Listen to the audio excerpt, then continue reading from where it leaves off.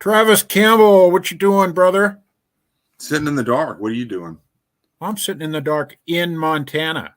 I wish we recorded like 2 hours ago. I've got this amazing view in front of me. It's dark now, though.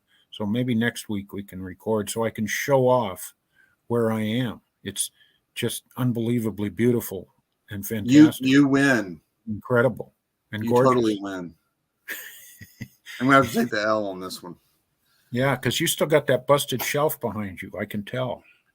I do. Now, actually, what you're seeing, the blur you're seeing behind me, besides the stack of books, is a new shelf and a bunch of new shelves. But we have to kind of connect them to the wall. We haven't done that yet, so that they don't, like when we put all my books on, they don't just tip over. Yeah. So that's the next phase in our reconstruction of my world.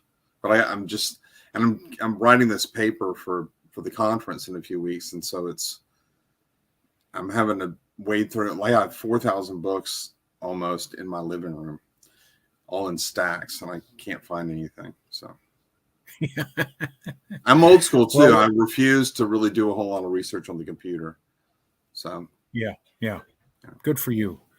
Well, welcome everybody. This is Notes On with Travis and Ross, and this is the show where we talk about anything that excites Travis and Ross about their Christian faith, and we try to do Christ on purpose, as in not just taking our faith for granted, but really, setting aside time and prayer and trying to dedicate our lives to the Lord and our faith. So, Travis, the other day I had a interesting debate with a friend.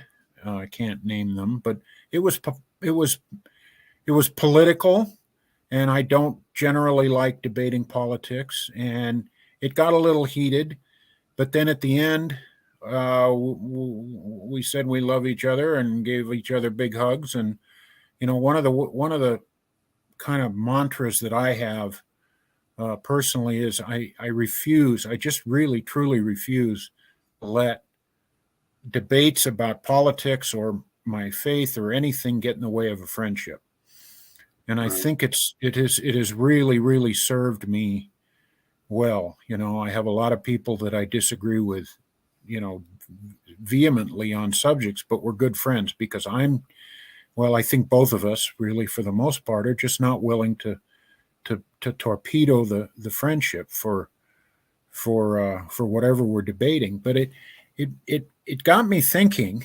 I was thinking about this beforehand. Really, we titled this talk "Truth is Not for the Faint of Heart," and I thought you and I ought to talk about this. And what I'm thinking is, let's say there's some proposition that we want to verify whether it's true or not.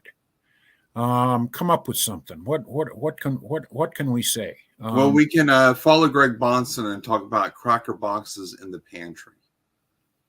Are there cracker boxes in the pantry? Okay. So let's say we want to decide if a particular proposition is true, just in our personal lives. I mean, whether there are cracker boxes in the pantry. Sounds good. How do we decide? So I came up with a list, and it's going to seem like we're going crazy with this, but we live in an age where we have more access to data than any time in human history, and seemingly less and less ability to discern the truth. And so this is kind of a list that I've come up with over the years.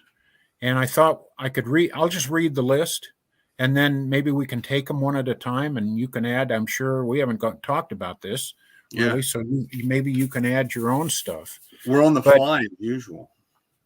Yeah, that's the way you and I are, man. We roll, dude. On the fly.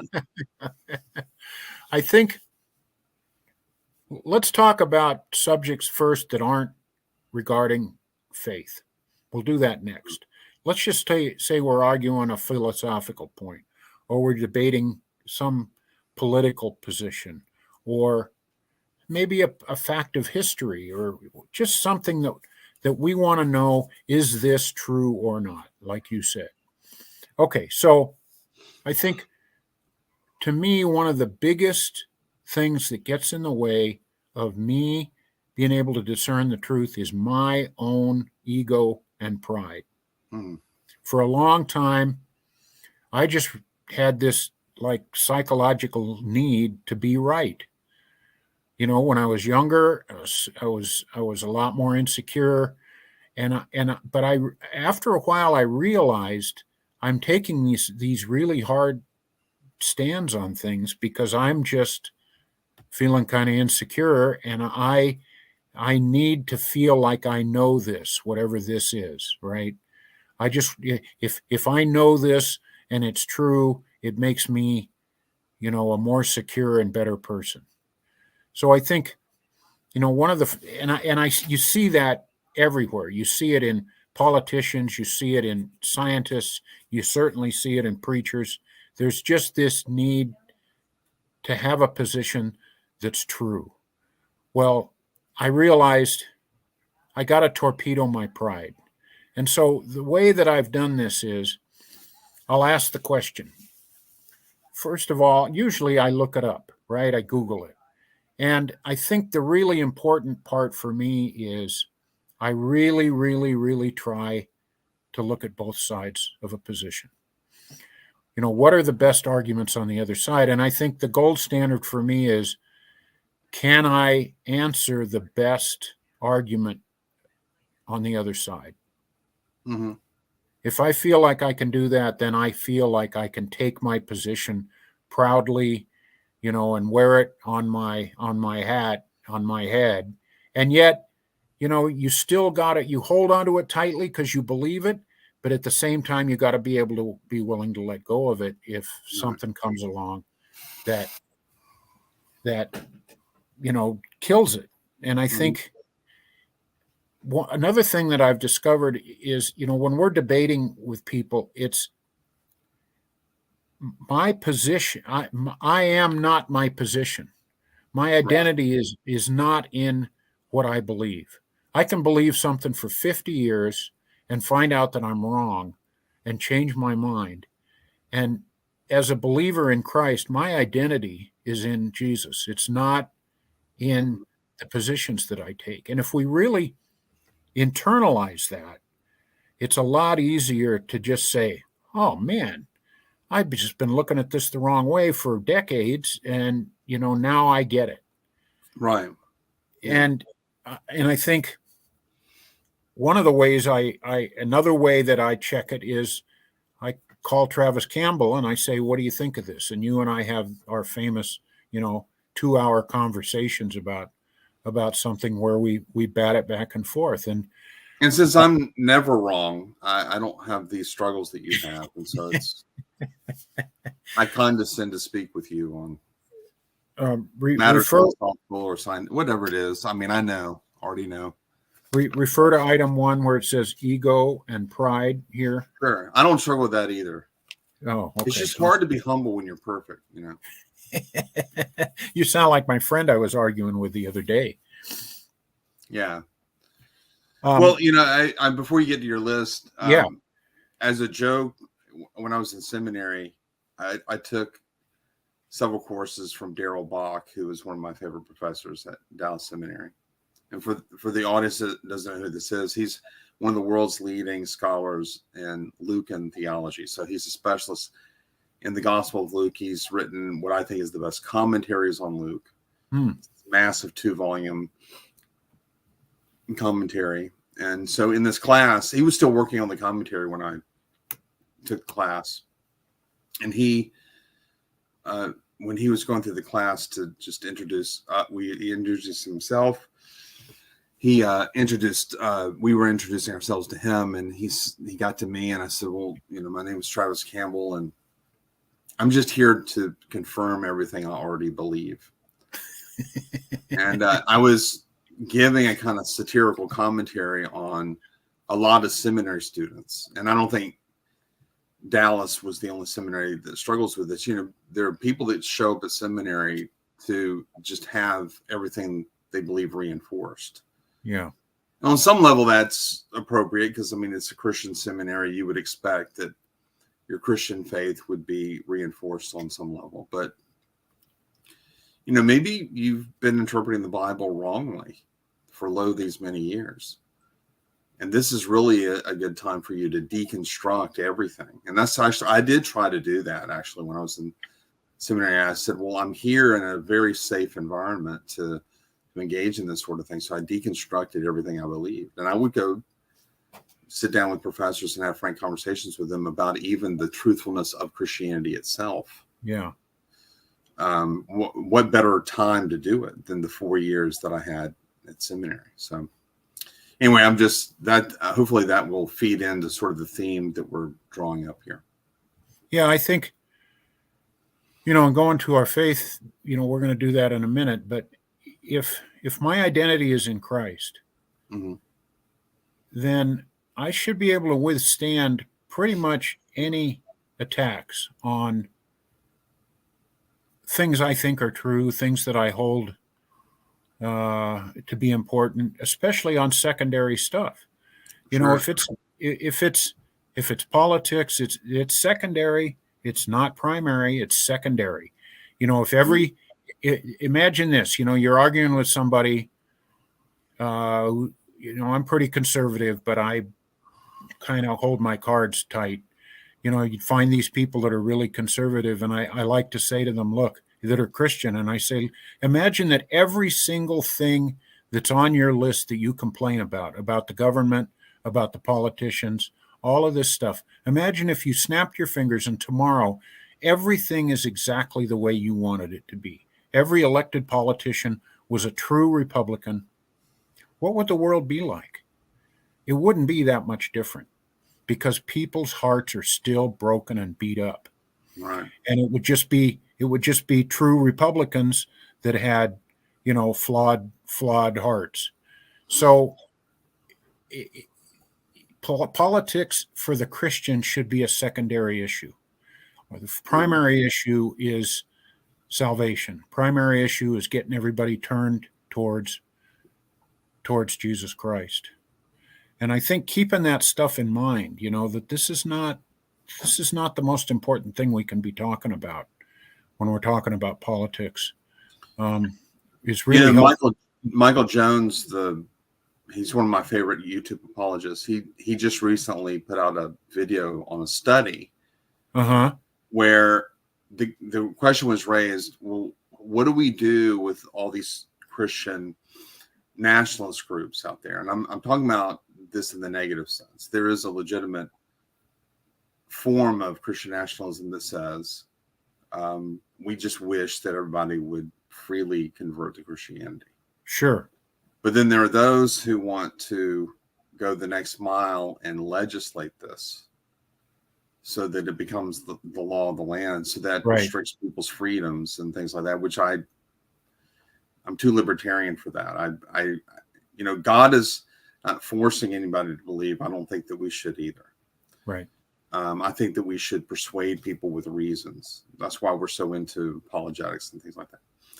Anyways, he pointed out that the less churched you are, the more you gravitate towards political solutions for what you consider to be religious or spiritual problems. Yeah, that makes sense. And the more churched, so the less churched you are, you gravitate towards the politics. The more churched you are, the more you find yourself sitting in the pew with fellow believers who just think about politics differently than you. Yeah. And so now Christ becomes the focus, and building a community of like-minded Christians, but are not like-minded in all things political and things like that. That becomes a very balanced sort of political subculture, where the one place where the meeting of the minds happens is every Sunday morning when we check our politics at the door and we worship Christ. So that's something to chew on. I mean, it was a very interesting presentation that he did. Yeah, that's really cool. So one other thing that I have on my list is be honest with yourself and answer the question, what would falsify your belief? It's a good question to answer or ask and try to answer. Yeah. You know, we're going to do the faith thing in a minute, but maybe we're just mixing it up here. You know, the Apostle Paul said that. He said, if Jesus wasn't crucified, our faith is in vain. There it is. I mean, there's the falsification, right? Sure. So he laid down the gauntlet. Step over this line. This is what will falsify Christianity. It's not a set of, just feel-good beliefs. It's rooted in a historical moment. And if that historical moment didn't happen, the whole faith is garbage. Wow. Right. Wow. Okay. So your political belief, whatever that is, or your philosophical belief, what would it take to falsify it? Can you falsify it yourself? Think it through as if you disagreed with it. Sure. This is all hard stuff. This is why we say truth is not for the faint of heart. What would it take for you to falsify your belief? And, listen to other people who disagree with you and see if they can beat it up. That's Sure. a big part of it. And this is really hard stuff. I mean, it's so much easier to just take an opinion about something, and not really look into it and just say, well, this is how it is. And Absolutely. But if you really want to know the truth, it's hard work. Absolutely. Yeah. And when you were talking about Christianity, even take an economic theory like communism. I mean, I loathe communism, but is there a way you could falsify my loathing? In other words, is there something you could give me that would prove to me that communism is at least a legitimate economic theory? Well, yeah. If you were to point out a country currently or in the past that embraced a communist or collectivist economic theory and it worked, right, then I would be forced by reason and evidence to embrace it as at least a legitimate theory. So yeah, we always have to come up with a scenario whereby we know that our faith would be falsified. Yeah. If you prove to my satisfaction that the universe is eternal, and incidentally, I'm not saying if you were to disprove the current Big Bang theory, that wouldn't be proof that the universe is eternal. It would just be proof that we've not proven that the universe began to exist, scientifically right. at least. But if you prove not just that the argument we have for the beginning of the universe is bad, but on top of that, but the opposite is the case, the universe has actually always existed, then you will have proved to my satisfaction that Christianity, and for that matter, Judaism and Islam, are false religions. Yeah. Because I think that a core doctrine of Christianity is that the universe began to exist and God created it out of nothing. Yeah, so. that's a good one. Yeah. And if we're talking about our faith, we should have that list in our head. If somebody says, well, what would disprove Christianity? Well, okay, there's one of them. There's, proof that the resurrection didn't happen if you produce Jesus's body or something like that. There's several good ones, and then you can turn it around and say, okay, well, what would falsify your atheism or whatever it is right. you're discussing? It was interesting that Hugh Ross debated what's the atheist name? Peter Atkins. Oh yeah. And I think they've debated several times, but on the Unbelievable program, Justin Briley asked them both, well, what would convince you, that your opponent is right? And Hugh had several right things. He right. gave a list of several things that would falsify his religion.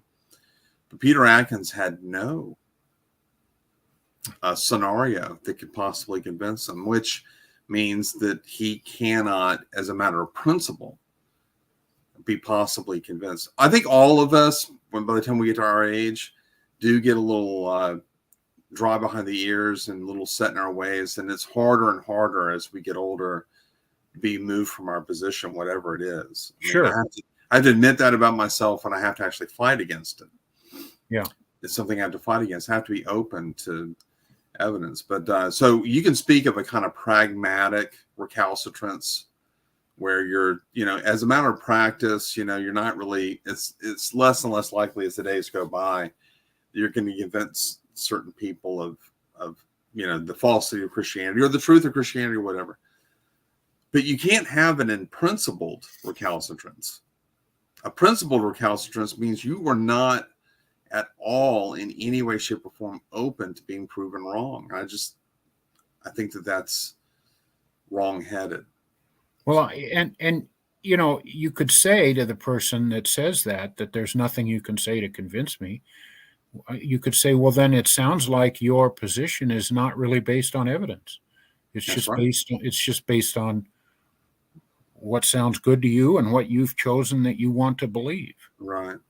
I mean, I do hear people say that, though, right? They'll say, there's nothing you can say to convince me that that's true. Well, that's not a bragging point. That's not a good thing.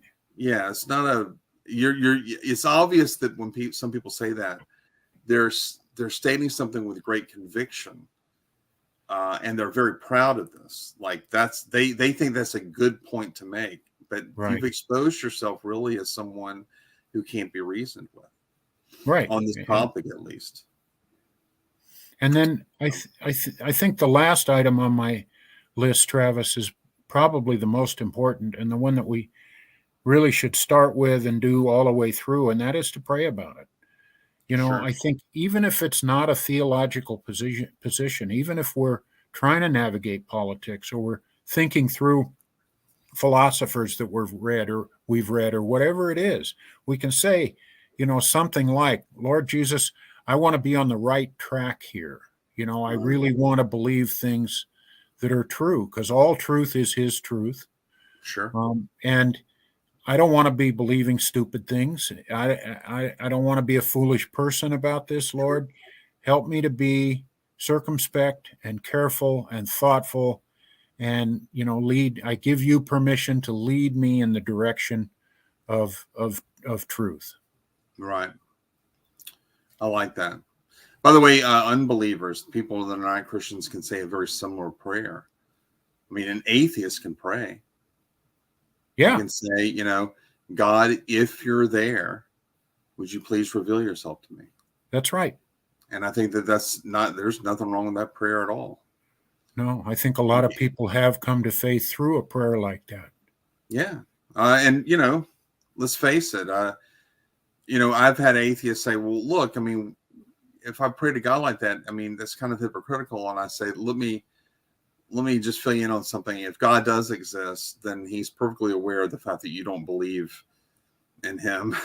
And I think he can handle that. I think he can handle that fact about you. And so there's no person in the universe that's it's better to be honest with than God, because you're really just lying to yourself if you think you're fooling him. So your prayer should include, well, God, I don't even believe that you exist, but please, if you are there, open my eyes to see your truth. That's a great prayer. And it's one of the most honest prayers you can pray. God certainly would honor a prayer like that. Absolutely. I agree. And it's humble in the part of the atheist. He's saying, I don't think God exists, but if he does, I want to believe the right thing. So that's right. Yeah. Well, we got about 6 minutes left, Travis. Do you want to try to tackle the Christian side of this list, or do you want to say anything more about this and we can do that next week, or what do you want to do? Well, I mean, we can get into it. I do want to give you one of my all-time favorite quotes from Aristotle. Okay. And Aristotle, this is in his Metaphysics. This is one of the great works of philosophy. And I know I'm geeking out here, but if you haven't read the Metaphysics of Aristotle, you're missing out. I mean, such clarity and thought. And this is how he begins book 2. he says, each thinker makes some statement about the natural world, and as an individual as an individual contributes little or nothing to the inquiry. But a combination of all conjectures results in something considerable. So that's an interesting point. The more people that try to engage in the discussion of truth, the better chances you have of getting to it, because we can not only learn from each other's true statements, but we can learn even more from your mistakes. And so you can actually advance the discussion even with error. That's the beauty of philosophy. Yeah. And so he goes on to say, thus, insofar as it seems that truth is like the proverbial door which no one can miss, in this sense, our study will be easy. Our study after the truth, our trying to find the truth is easy. But the fact that we cannot, although having some grasp of the whole, grasp a particular part, shows its difficulty. However, since difficulty also can be accounted for in two ways, its cause may exist not in the objects of our study, but in ourselves, just as it is with bat's eyes in respect to daylight, so it is with our mental intelligence in respect to those things which are by nature most obvious. And so Aristotle recognized, even some of the most obvious truths we can't grasp sometimes because there's something going on in here that keeps us from wanting to grasp it. So it's a very interesting thing coming from a person who had no interest in promoting Christianity, lived, he was born 280 years before Christ came. So this is a guy that spent his life trying to discern the truth and realize in some sense it's really easy, but in another sense it's really difficult. And the way we parse it out is we try to say as much as possible that the things that we're searching for, that's not the problem. It's us. Yeah. So. Yep. Yeah. My ego and my pride is the biggest hindrance to me discerning the truth. Yeah. I'm saying that personally. I know that to be true. I really have to work to let my guard down, to include other, I have learned the hard way, but I'm a true believer right now about having deep and true friends like yourself, people that I can talk to about this stuff. My wife is certainly at the top of the list, people that I can go to and say, what do you think of this? And right.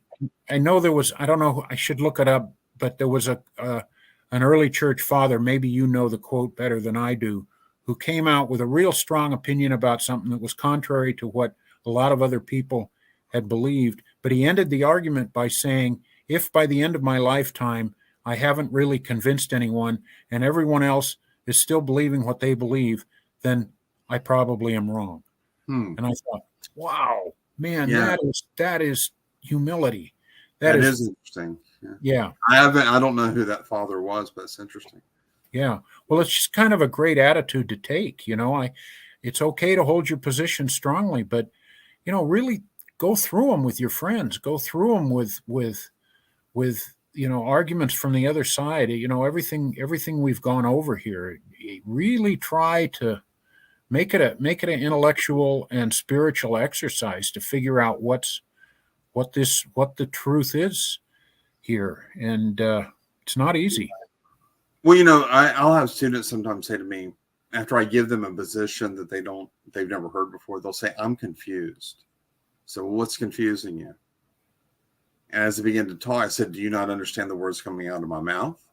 Do you not understand that I'm saying? I get all that, but that's just not what I was taught. I said, but you're not confused. You're just aware now that there is a debate. You're challenged. It's going on. And so you're now questioning whether what you always believed is true. Right. Socrates is the proverbial modern man in a lot of ways, even though he died 400 years before Christ. He's in a lot of ways that modern person because he was discontent with the way Athens was going. So he walked around He called himself the Gadfly, and he just walked around and asked people to ask questions about their most sacredly held beliefs. And he's arrested and killed by the Athenian court for corrupting the minds of the youth and promoting, some versions say promoting false gods, and some versions say promoting atheism. But in any case, he was not promoting the conventional religious views of Athens. And for that, he was, for all intents and purposes, killed. So, being a true truth seeker is dangerous because you are not going to be conventional.